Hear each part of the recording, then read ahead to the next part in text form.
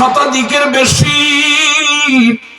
ওই সমন্বয়ক, প্রধান সমন্বয়ক যারা নাহিদ হাসান, আসিফ মাহমুদ, হাসানাত আব্দুল্লাহ, সার্জিস আলম, আরো যত সমন্বয়ক আছে, এ যুবক ভাইরা তাদের চেহারার দিকে তাকায় দেখো, যাদের মাধ্যমে 53 বছর পর 71 সালের পর বাংলাদেশ আর একবার নতুন করে স্বাধীন হলো। আমি তো মনে করি এটাই আমাদের আসল স্বাধীনতা অর্জন হয়েছে। কেন?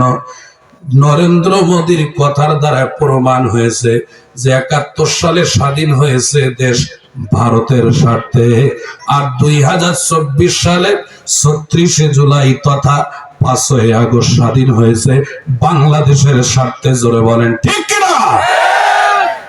যাক, আমি ওদিকে যেতে চাই না, কথায় কথায় এসে যায়। এ যুবক বন্ধুগণ, সার্জিস আলমের কপালের দিকে তাকাও, হাসানাত আব্দুল্লাহ নাম ছাড় দাও, ওই সমন্বয়ক হাসানাত আব্দুল্লাহর কপালের দিকে তাকাও, নামাজের চিহ্ন। কথা বলে না? এর দ্বারা কি বোঝা যায়? নাস্তিক মুরতাদ মার্কা যুবকদের দ্বারাই বাংলাদেশ আর একবার স্বাধীনতা অর্জন করে নাই। যত যুবক যুবতী এই বাংলাদেশকে আর একবার স্বাধীনতা অর্জন করে দিল, ওই সমস্ত যুবকেরা সবাই নামাজি, কলেজ ভার্সিটির ওই যুবতীরাও নামাজি, এর মধ্যে কোনো সন্দেহ নাই। জোরে বলেন ঠিক কিনা? এই জন্য কুরসার যুবক ভাইরা, তারাগঞ্জ উপজেলার যুবক ভাইরা, হাতে ধরি পায়ে পড়ি, আজকের থেকে নিয়ত করেন আমরাও সার্জিস আলম, ওই হাসানাত আব্দুল্লাহ, ওরা যদি নামাজ পড়ে তাদের কপালের মধ্যে নামাজের চিহ্ন চলে আসে। চিহ্ন আসাটা শর্ত না, কপাল কালো হতে হবে এমন না, এটা বললাম আর কি। তাদের কপালে চিহ্ন এসেছে, নামাজের চিহ্ন। কথা বলে না? জোরে বলেন ঠিক কিনা? আল্লাহ এই যুবক গুলাকে এরকম বানায় দাও, বলেন আমিন। মোহাব্বতের সাথে একটু জিকির করে লা ইলাহা ইল্লাল্লাহ। জোরে হচ্ছে না? হচ্ছে না? আরো জোরে লা ইলাহা ইল্লাল্লাহ। জোরে লা ইলাহা ইল্লাল্লাহ মুহাম্মাদুর রাসূলুল্লাহ সাল্লাল্লাহু আলাইহি ওয়াসাল্লাম। এই নামাজের হিসাব কিয়ামতের ময়দানে সর্বপ্রথম হবে। আল্লাহ রাসূল বলেন, ওয়াকালা রাসূলুল্লাহ সাল্লাল্লাহু আলাইহি ওয়াসাল্লাম, আউয়ালু মা ইউহাসাবু বিহিল আবদু ইয়াওমাল কিয়ামাতিস সালাহ। কিয়ামতের ময়দানে বান্দা বান্দির সর্বপ্রথম হিসাব হবে কিসের? আরো জোরে বলেন কিসের? নামাজের। সুতরাং যুবক বন্ধুগণ, নামাজ ছাড়বো না। ও জুয়ান বাবাজিরা, নামাজ ছাড়বো না। আমার মা বোনেরা, আপনারাও নামাজ ছাড়বেন না। অনেক মা বোনেরা তদবির নেওয়ার জন্য যায় হুজুরদের কাছে। আমাকে অনেকে বলে, হুজুর একটা তদবির দেন। কেন কেন? বলে স্বামী আমার ভালো হয় না। কি ভালো হয় না? বলে স্বামী আমার চুপি চুপি মদ পান করে, গাঁজা খায়, বিড়ি সিগারেট খায়। স্বামীরে আমি জোর দিয়া বাধাও করতে পারি না। স্বামীরে নিষেধ করলে স্বামী আমারে নির্যাতন করে, আমারে প্রহার করে, আমারে মারে। হুজুর একটা তদবির দান বা দোয়া করেন, স্বামীটা যেন ভালো হয়। কথা কয় না? বিশ্বাস না হয় মুফতি আবুল হাসান সাহেব হুজুরের আপনি চেম্বারে গিয়া সকালবেলা বসবেন, বিকেল বেলা আসবেন, কতগুলা মহিলা স্বামীকে ভালো করার জন্য তদবির নেয়। কথা কয়? আপনি একদিন যাবেন। মুসলমান মা বোনেরা খুব খেয়াল করে শুনুন, এই স্বামীগুলাকে যদি ভালো করতে চান, যেই স্বামীরা মদ পান করে, স্বামীরা গাঁজা খায়, যেই স্বামীরা আপনাকে বাদ দিয়া পতিতালয়ে যায়, এমন ইনফরমেশন যদি আপনি পেয়ে যান, এমন আলামত যদি আপনি পেয়ে যান, পর্দার আড়ালের মা বোনেরা, ওই স্বামীগুলাকে ভালো করার জন্য, স্বামীগুলাকে আদর্শবান চরিত্রবান করার জন্য আমি এই বছর গোটা বাংলাদেশের যত মাহফিলে গেছি, মোটামুটি যেই মাহফিলে আমার স্মরণ হয়েছে, সব মাহফিলের মধ্যে মা বোনদেরকে আমি এই পরামর্শটা দিয়েছি। কোন পরামর্শ? পরামর্শটা হলো যে মহিলার স্বামী নামাজ পড়ে না, ওই মহিলা মা বোনেরা, স্বামীটা মদ পান করে, গাঁজা খায়, গাঁজা খাইতে খাইতে ঠোঁট দুইটা কালো,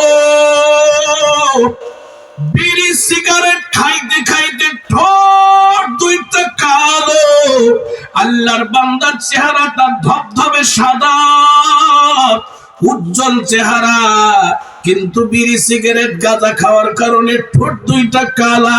এ মুসলমান মা বোনেরা, ওই নেশা জাতীয় দ্রব্য খাওয়া স্বামীটাকে যদি ভালো করতে চাও, অপমান করে ভালো হবে না, স্বামীকে গালিগালাজ করলে ভালো করা যাবে না, স্বামীর মা বাবা তুলনা করে গালিগালাজ করলে ভালো হবে না, ভালো হওয়া তো দূরের কথা, স্বামী আপনাকে আরো ডবল নির্যাতন করবে।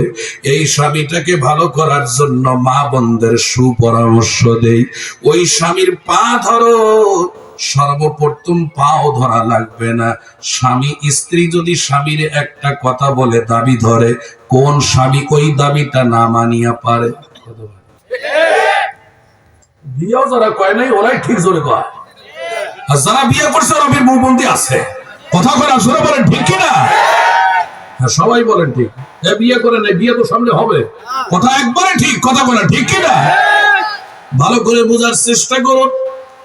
দুনিয়ার এমন কোন স্ত্রী নাই, শতকরা 95টা স্ত্রী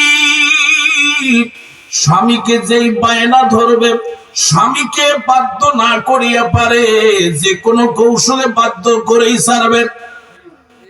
এ কুরসার মা বোনেরা, তারাকুজ উপজেলার মা বোনেরা, স্বামীকে যদি সব বিষয় বাধ্য করতে পারো, ওই স্বামীটারে তুমি যদি নামাজ পড়ার জন্য, মসজিদে যাওয়ার জন্য বাধ্য করতে পারো, আমি মা বোনদেরকে গ্যারান্টি দিব, মা স্বামীটারে যদি নামাজি বানাও, স্বামীটারে যদি মসজিদওয়ালা বানাও, দৈনন্দিন 5 বার মসজিদে যায়, খোদার কসম করে বলতে পারি, আপনার স্বামী সমস্ত অন্যায়, খারাপ কাজ, পতিতালয়ে যাওয়া, মদ গাঁজা খাওয়া, সবকিছু ছেড়ে দিতে বাধ্য হবে। বলবেন কেন? মসজিদে যাওয়ার জন্য। জোরে বলেন ঠিক কিনা? 5 বার যদি কেউ মসজিদে যায়, আল্লাহর ঘর পবিত্র ঘরে, সে কি চাইবে যে আমি পরের রাইতে আমি পতিতালয়ে যাই? বলেন বলেন, চাইবে? হ্যাঁ, হাজারে বা লাখে 2-1টা যদি হয়, তো ওটা দিল মরে গেছে, ওটা আবু জাহেল। কথা বলা ঠিক কিনা? কিন্তু শতকরা 90-95% বলা যায়, মসজিদের পরিবেশে যদি কোনো মানুষ যায়, সে পতিতালয়ে যাইতে পারে না। আল্লাহ না করুন, কাহাকে যদি কবুল না করেন, তারপরেও যেতে পারে, কিন্তু ওটা খুবই নগণ্য, শতকরা 2-1টা বা হাজারে 2-1টা। কিন্তু আমার বিশ্বাস ওই খারাপ কাজে যেতে পারে না। জোরে বলেন ঠিক কিনা? মা বোনেরা, অনুরোধ করি, আপনার জন্য 1 নাম্বার প্রেসক্রিপশন, 1 নম্বর পরামর্শ, স্বামীকে ভালো করার জন্য নামাজি বানান। আল্লাহ আমার কোরআনে 82 বার নামাজের কথা বলছেন। কেন? এই নামাজের ব্যাপারে আল্লাহ বলছেন কি জানেন? একটা কি চ্যালেঞ্জ করছেন, আল্লাহ ওয়াদা দিয়েছেন। কি ওয়াদা? বলবো বলবো বলবো, মনে রাখবেন ভালো করে।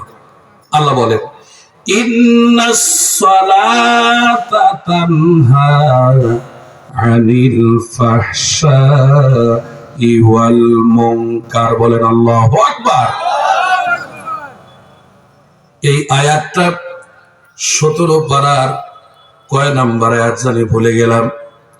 ইন্নাস সালাতা তানহা আনিল ফাহশাই ওয়াল মুনকার। আল্লাহ বলেন, নিশ্চয়ই নামাজ নামাজিকে সমস্ত অন্যায় কাজ থেকে ফিরাবে ওয়াদা কার?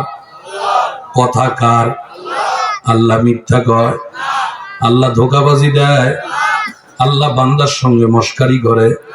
আল্লাহ মস্কারি করে বলেন না, আল্লাহ ধোঁকাও দেন না, আল্লাহ ওয়াদা ভঙ্গ করেন না। আমার আল্লাহ বলেন, ও বান্দা বান্দিরা, ইন্নাস সালাতা তানহা, নিশ্চয় নামাজ তোমাকে বিরত রাখবে। কিসের থেকে বিরত রাখবে? আনিল ফাহশা। ফাহশা মানে ফায়সা কাজ। দুনিয়ার যত অন্যায়, চুরি, ডাকাতি, সন্ত্রাস, দুনিয়ার মধ্যে যত অন্যায়, সমস্ত খারাপ কাজগুলির থেকে বিরত রাখবে নামাজ। সুতরাং আমি বলবো, যুবকরা নামাজ পড়ো। এ যুবকের মা বাবা, অভিভাবকরা আজকে প্রেশান, অভিভাবকের আজকে টেনশন নিয়ে বসে আছে। কথা কয় না? মা বাবা চিন্তা করে সন্তান কেমনে ভালো হয়। কেন? এই সন্তান নাকি গাঁজা খাইয়া, নেশা করিয়া, জুয়া খেলাইয়া সন্তান এলাকার মুরব্বীদের সঙ্গে বেয়াদবি করে। কি ভাই, যারা এই উল্টাপাল্টা কথা কয়, এরা কি শান্ত মস্তিষ্কে উল্টাপাল্টা কয়? উল্টাপাল্টা কথা কইলেই মোটামুটি আমরা সবাই বুঝি নাই এ বেটা কিছু খাইছে। কথা কয়। এই জন্য যারা নিজের মান সম্মানের দিকে লক্ষ্য করে, তখন ওর সঙ্গে আর কিছু কথা বাড়ায় না, বেটা যা, ওকে রাস্তা থেকে যায়, সামনে যা, আরো খা।